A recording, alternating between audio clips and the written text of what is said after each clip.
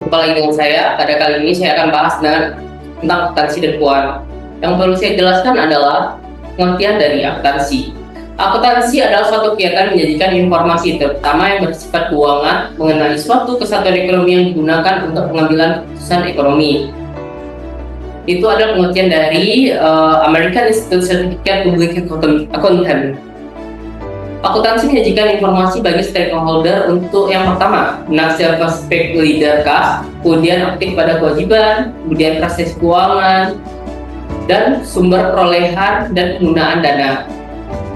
Output dari akuntansi keuangan suatu perusahaan adalah laporan keuangan, yaitu catatan informasi keuangan suatu perusahaan yang akan digunakan untuk menggambarkan keuangan dan kinerja keuangan. Adapun laporan keuangan adalah laporan posisi keuangan, laporan laba rugi, laporan arus kas, laporan perubahan ekuitas, dan catatan atas laporan keuangan. Ada klasifikasi biaya untuk pengambilan keputusan. Yang pertama adalah biaya diferensial. Biaya diferensial adalah perbedaan biaya dari beberapa alternatif keputusan yang diambil. Kemudian biaya tertanam atau sunk cost adalah biaya yang terjadi dan tidak dapat diubah oleh keputusan apapun. Yang ketiga adalah biaya kesempatan atau opportunity force, adalah biaya atau manfaat yang hilang pada saat keputusan telah dibuat. Yang keempat adalah biaya relevan. Biaya terjadi masa mendadak akibat dari perbedaan di antara berbagai alternatif keputusan. Misalnya akan beli mesin pabrik atau rental, masing-masing ada upah. Namun ada perbedaan biaya di sana. Yang kelima adalah biaya tunai. Biaya tunai adalah biaya yang membutuhkan pengeluaran kas di masa datang atau sekarang atau akan datang. Yang selanjutnya adalah opportunity cost, adalah manfaat potensial yang hilang karena salah satu alternatif telah dipilih dari sejumlah alternatif yang tersedia. Opportunity cost adalah biaya yang harus selalu dipertimbangkan dalam pembuatan keputusan. Selanjutnya adalah incremental cost, adalah sejumlah biaya yang mungkin terjadi jika perusahaan mengambil suatu tindakan tertentu. Yang terakhir adalah decremental cost, yaitu sejumlah biaya yang mungkin akan hilang jika perusahaan mengambil suatu tindakan tertentu. Selanjutnya kita akan masuk pada konsep inti masalah, dialih dengan kebutuhan dari permintaan pasar. Kemudian dihasilkanlah suatu produk dan ada biaya di sana. Kemudian terjadi pertukaran antara produk tersebut di suatu pasar, bertemunya penjual dengan pembeli. Apabila terjadi, maka produk tersebut siap dipasarkan melalui pemasaran. Jadi kesimpulan dari pemasaran adalah fondasi bagi kesuksesan suatu bisnis. Dengan memahami dan menerapkan konsep-konsep ini, perusahaan dapat mencapai tujuan bisnisnya dan membangun merek yang kuat dan berkelanjutan. Konsep inti dari pemasaran adalah yang pertama, memahami pasar. Dengan memahami kebutuhan keinginan konsumen, perusahaan dapat mengembangkan produk atau jasa yang relevan. Kemudian yang kedua, membangun hubungan dengan konsumen, yaitu konsep pemasaran berorientasi kepada konsumen. Yang ketiga adalah meningkatkan penjualan. Dengan strategi pemasaran yang tepat, perusahaan dapat meningkatkan penjualan.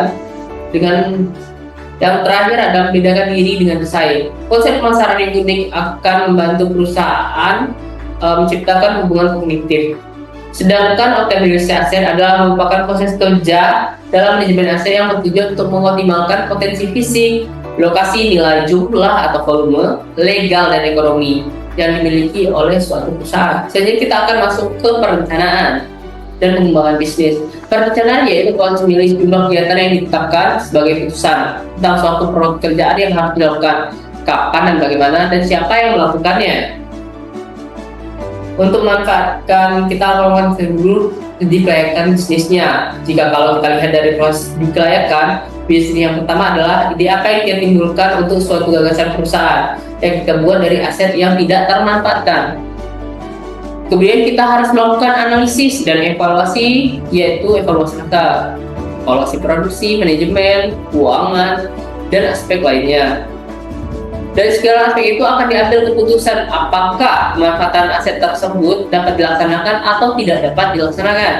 Untuk proses studi kelayakan bisnis, yang pertama kita harus tahu gagasan usaha yang akan kita lakukan, apa saja. Kemudian dari gagasan usaha tersebut atau ide tersebut, aset apa yang akan kita manfaatkan. Kita harus tahu tujuannya. Kita harus membuat dulu visi dan misi dari pemanfaatan aset tersebut. Kemudian setelah itu kita akan melakukan analisis atau evaluasi. Kita melakukan analisis, evaluasi pasar, kemudian evaluasi produksi atau operasionalnya. Kemudian kita evaluasi manajemen, kemudian kita bisa evaluasi keuangan yang timbul. Setelah kita melakukan analisis tersebut, kemudian kita lakukan melaporkan kepada pimpinan untuk mengambil keputusan apakah ide tersebut dapat dilaksanakan atau tidak dapat dilaksanakan. Pengawasan non-molekuler adalah upaya sistematis oleh manajemen bisnis untuk membandingkan kinerja dengan standar yang telah ditetapkan. Rencana atau tujuan yang menentukan apakah kinerja sesuai dengan standar, mengambil tindakan yang diperlukan untuk memastikan sumber daya perusahaan digunakan efektif, efisien mungkin untuk mencapai tujuan. Patuh, bersikap menurut perintah, pada perintah atau patuh, kemudian kepatuhan bersikap patuh, ketaatan tunduk pada ajaran dan aturan. Terdapat dua perspektif kepatuhan. Yang pertama adalah kepatuhan intermental, kepatuhan kepada hukum yang disebut kepatuhan intermental perseptif. Instrumental melangsungkan individu secara utuh, dilakukan oleh kepentingan pribadi. Yang kedua yaitu kepatuhan normatif, berhubungan dengan apa yang orang anggap sebagai moral dan berlawanan dengan kepentingan pribadi. Demikian rangkuman dari modul fungsionalitas. Saya ucapkan terima kasih. Assalamualaikum warahmatullahi wabarakatuh.